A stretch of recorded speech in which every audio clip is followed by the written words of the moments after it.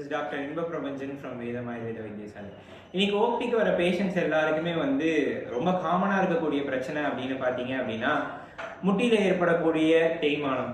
So உள்ள வரப்பே doctor எனக்கு முட்டியில் sound வருது டாக்டர், என் முட்டி வலிக்குது டாக்டர், என் முட்டி இவ்வளோ பெருசு வீங்கி இருக்கு டாக்டர், என்னால் காலை எடுத்து வைக்க முடியல, நான் உட்காந்தா எந்திரிக்க முடியல, இந்த மாதிரி நிறைய கம்ப்ளைண்ட்ஸோட வராங்க. இது எல்லாத்துக்கும் ரீசன் பார்த்தீங்க அப்படின்னா முட்டியில் இருக்கக்கூடிய ஸ்லேஷக கஃபா அப்படின்னு சொல்லக்கூடிய கஃபாவோட தன்மை வந்து குறைஞ்சு வாதத்தோட தன்மை அதிகமாகுது. கண்டெம்பரரி சயின்ஸில் சொல்லணும் அப்படின்னா டீஜெனரேஷன், முட்டியில் ஏற்படக்கூடிய டீஜெனரேஷனால வரக்கூடிய பிரச்சனைகள் தான் இதெல்லாம்.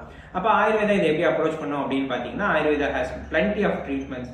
உதாரணமாக ஜானுவஸ்தி அப்படின்னு சொல்லிட்டு ஒரு ட்ரீட்மெண்ட் இருக்கு. முட்டியை வந்து ப்ரொடெக்ட் பண்ணுற மாதிரி, முட்டியில் இருக்கக்கூடிய லிகமெண்ட்ஸ் ஜாயிண்டோட ஸ்ட்ரென்த்தை இம்ப்ரூவ் பண்ணுற மாதிரி, டெண்டான்ஸை ஸ்ட்ரென்த்தை இம்ப்ரூவ் பண்ணுற மாதிரி பண்ணக்கூடிய ஒரு ட்ரீட்மெண்ட் இது. ஸோ இதனால என்ன பலன் அப்படின்னா அந்த முட்டியில் ஏற்படக்கூடிய டேமேஜஸ் அண்ட் டீஜெனரேஷன், இன்ஃப்ளமேஷன் இதெல்லாம் குறையுது. அதே மாதிரி they have mention more number of bandages to the knee. So அந்த மாதிரி முட்டியில சுத்துறதுக்கு பண்ணுறதுக்கு நிறைய ஹர்ப்ஸ் வச்சு they have mention many bandages.